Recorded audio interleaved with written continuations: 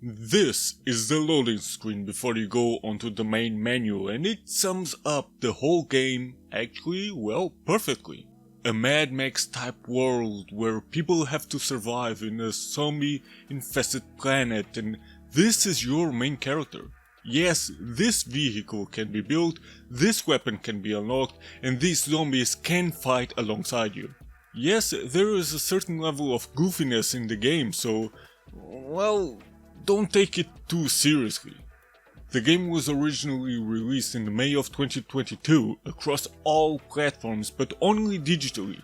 In February 2023 the game was released for the Nintendo Switch, PlayStation 5 and this PlayStation 4 version you are seeing here, with both released DLCs in it. In the year 20XX, a meteor hits Earth that darkened the planet. Vegetation was almost impossible and humans started to die without the necessary sunlight. But since the meteor unleashed a virus as well, the dead started to rise up and wander around the planet as zombies, effectively overpopulating the planet over the years. This dude called Reed was caught by some mysterious guy and was held captive until he managed to escape. Now he tries to survive on his own as a half-human and half-zombie, with the goal to get revenge on the people that held him captive and potentially killed his best and only friend. Along the way he meets other people that he begrudgingly helps out in whatever they need. But at the same time, let's be honest, he also gets help from them in getting new gadgets or upgrades for his powers or something like that.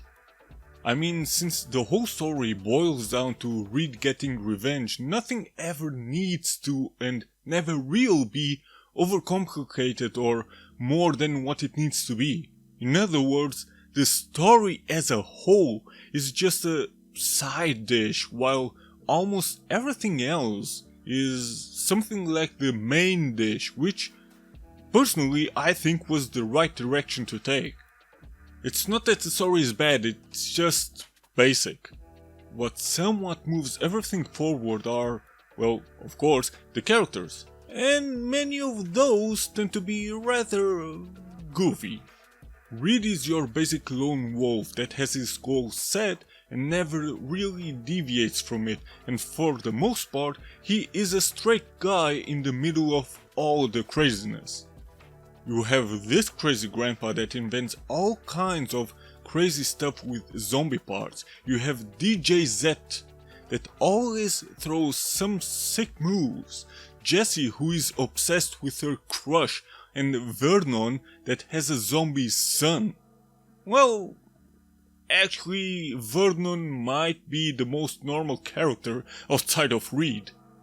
On a side note, I played the game in original Japanese, and while the voice actor for DJ Z was good, really good, personally I think Yoshino Hiroyuki would have been the better choice here. But, well, that's just me. In total you have only 3 main villains: a brainless muscle man called Brandon, a wannabe boss babe called Duna, and the final villain is All Might. I mean Nebron. How come I've mistaken him with All Might? I mean, just look at him. And by the way, listen to this.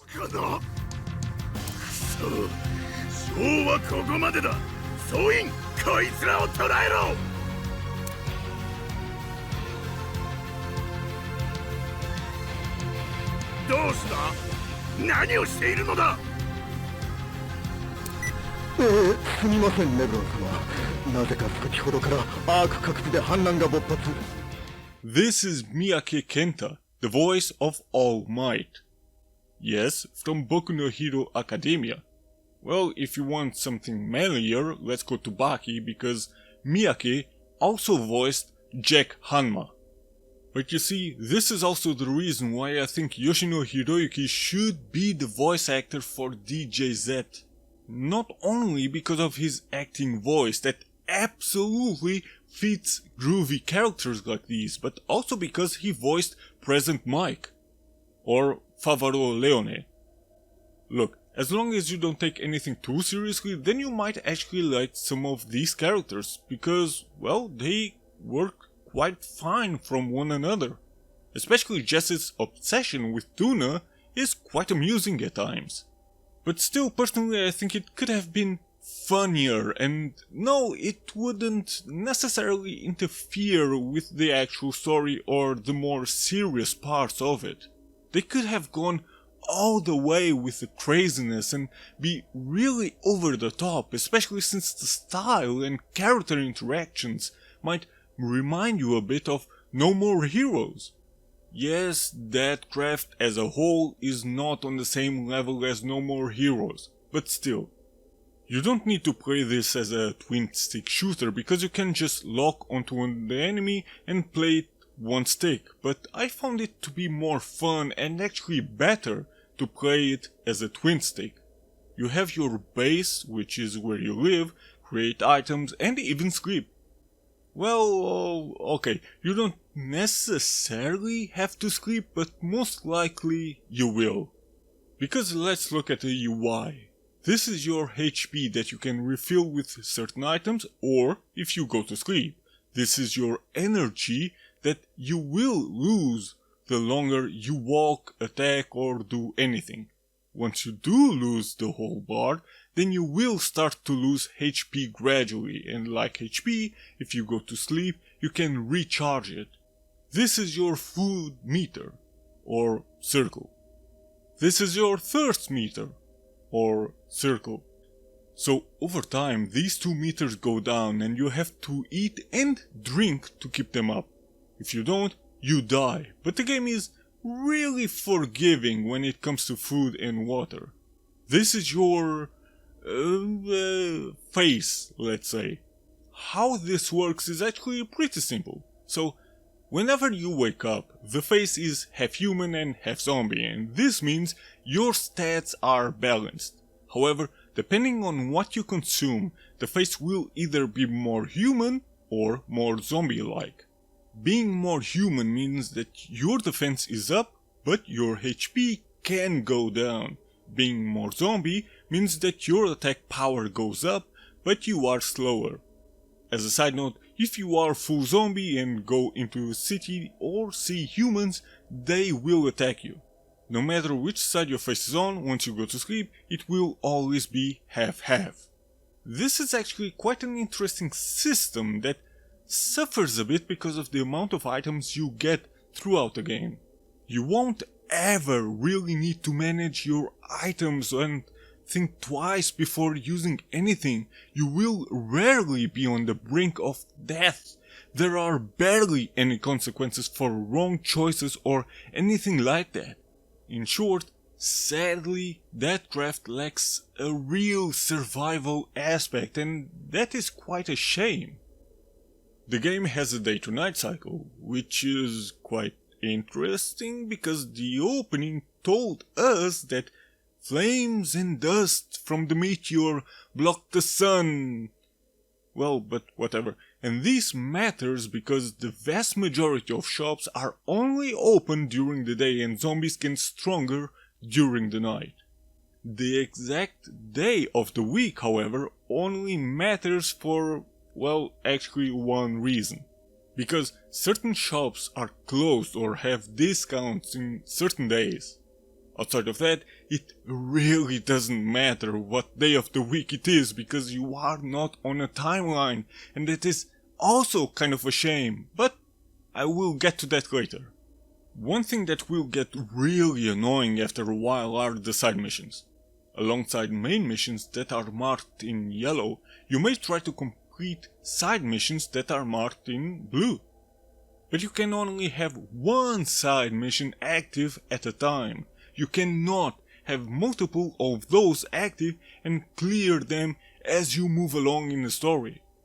This will get really tedious after a while because of two reasons. The missions are not cleared once you finish the mission. For example, defeating some kind of enemy and the mission finishes right there, gives you your reward and stuff like that.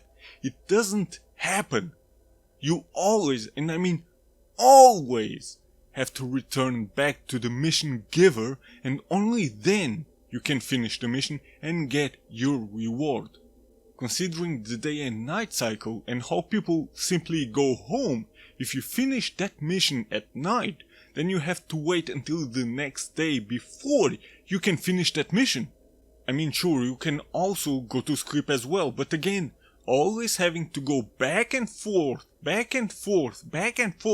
will get annoying.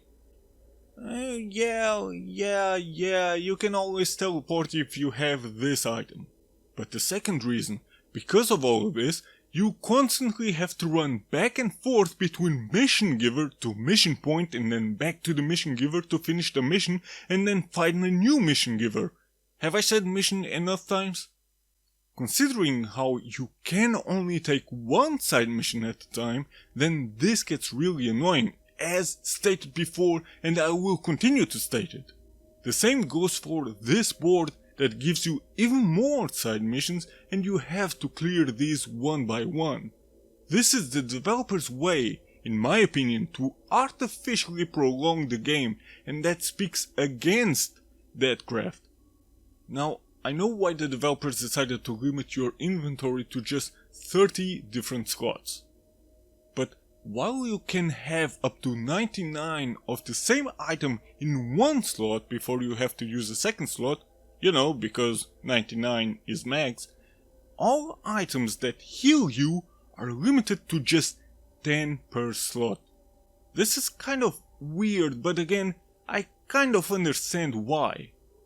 Limiting the amount of items you can take with you or have in your inventory increases the management or survival aspect of the game, and you have to think twice before picking items that enemies leave behind, items that you buy, or items that you create.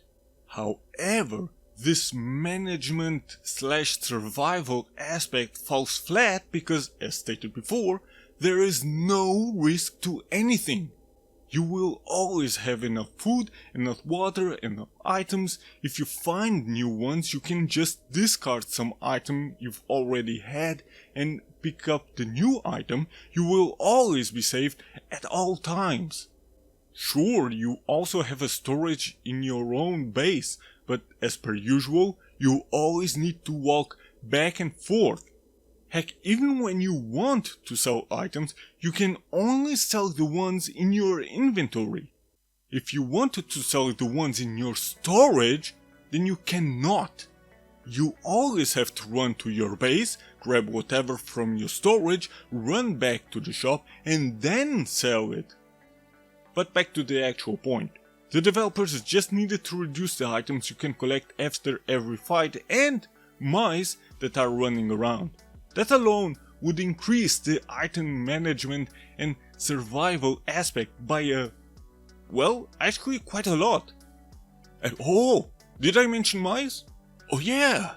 While zombies give you zombie parts and humans give you, not human parts, but items humans use to survive, mice will always give you their meat, and for you this is food. With the amount of mice running around in the cities or even outside of the cities, you will never feel hungry unless you want to. With the amount of zombies walking around as well, which most of them are outside of the cities, you will never feel thirsty. Even if you don't find humans, you will always find these bowls that will give you sludge to reduce your thirsty self. They are all over the place. See what I mean when I say that the survival aspect is barely present in Deadcraft? And yes, the mice, the zombies, the humans, the items always respawn. You will only have a slightly harder time surviving in the very last area, but even then it's on the easy side. In the junkyard, which is the last area, you will be far more concerned with HP and especially energy. Unless you can dodge attacks well, then your HP will suffer quite a bit, and regarding energy, only the very few items can regenerate it.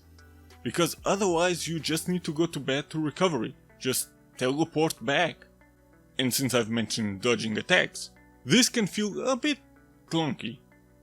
The reason is because your attack animations always have to finish before the character is even able to roll around to dodge attacks.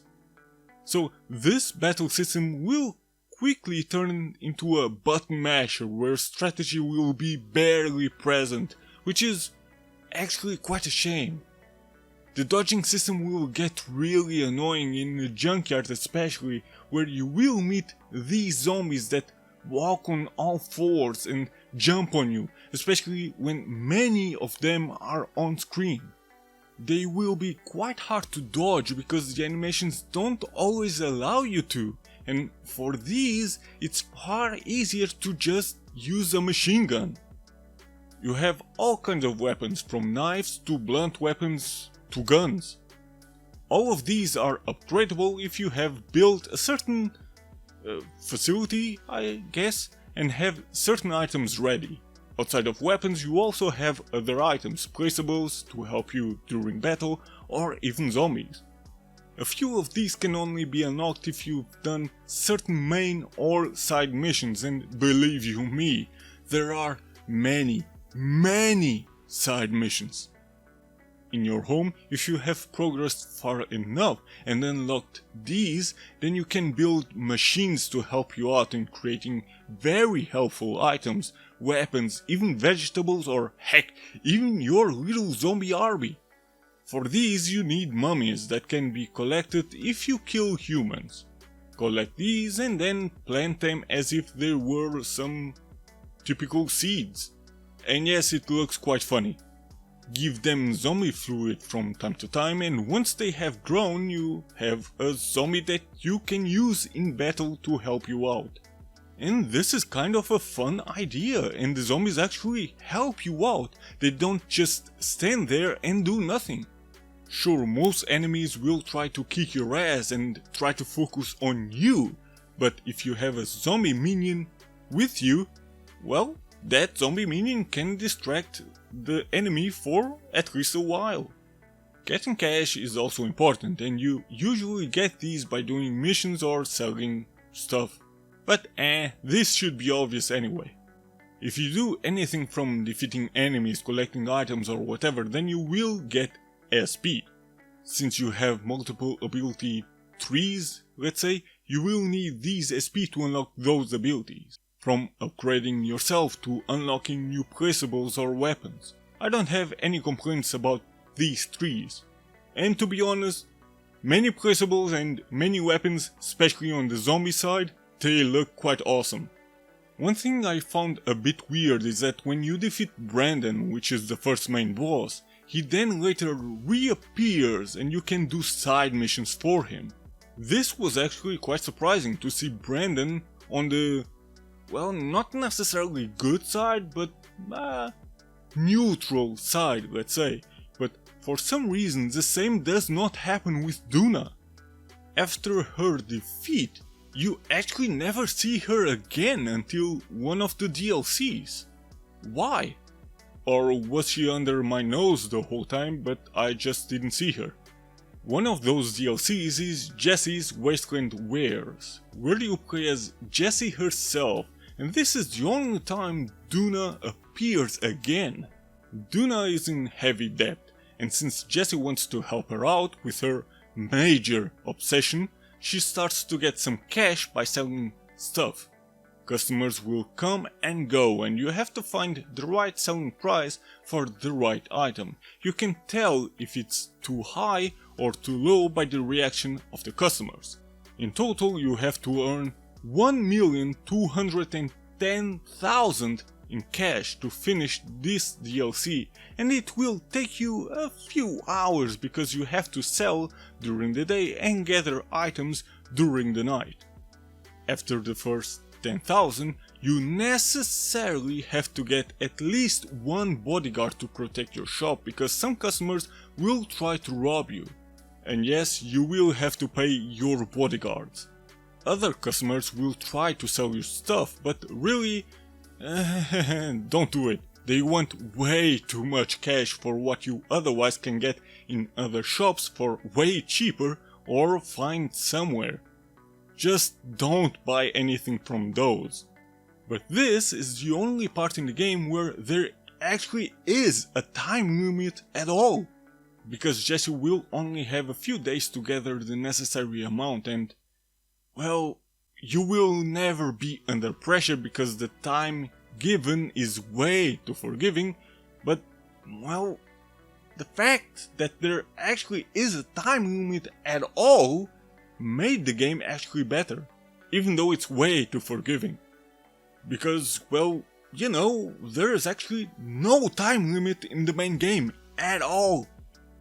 Honestly though, this DLC wasn't all too bad. It got slightly tedious after a while, especially trying to get those 1 million, but overall it was a goofy little part of the game, and I actually enjoyed it. But this is not all, because there is a second DLC called It Came From The Junkyard, where you have to defeat a new enemy called Revenant. Essentially, this works like the main game does.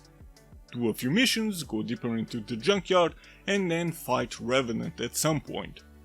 His story is kind of fun actually, because while Reed and Revenant will end up fighting either way, well, what a surprise, you can tell that Revenant isn't necessarily a bad guy, he just wants to take care of his zombie minions. That was actually quite nice. Finally, there are a few things that bring this game down a notch further. Reed takes an eternity to get back up once he is knocked down. The game has a few weird things here and there, especially when you try to get out of your car or enemies get somehow blocked by some kind of magical power. I mean, just look at this shit. Reed's zombie power maybe takes a bit too long to attack. I've already mentioned constantly having to run back and forth between point A and point B to then go back to point A again, which might be the biggest problem in the game, and well, there is other minor stuff as well. But since I've also mentioned zombie power now, Reed can use his zombie arm as an attack or to protect himself. Later in the game, he will be able to use his powers to its fullest and go rampage for a while. In this state, he will be invulnerable and his strength will be enhanced, but once it's done, he will lose half his HP bar and this phase will be deactivated.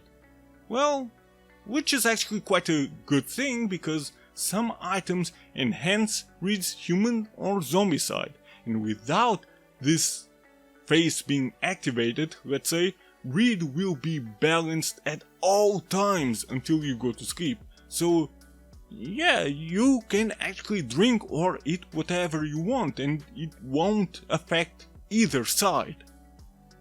Look, I think Deadcraft had potential to be a bit more. But it's not a bad game at all. It's actually kind of fun, but there are things that could have been done better to make the game more enjoyable. Reduce the running back and forth nature of the game, emphasize a bit more on the survival aspect, let Reed get up faster, and stuff like that. But still, overall, I actually had a decent time with it.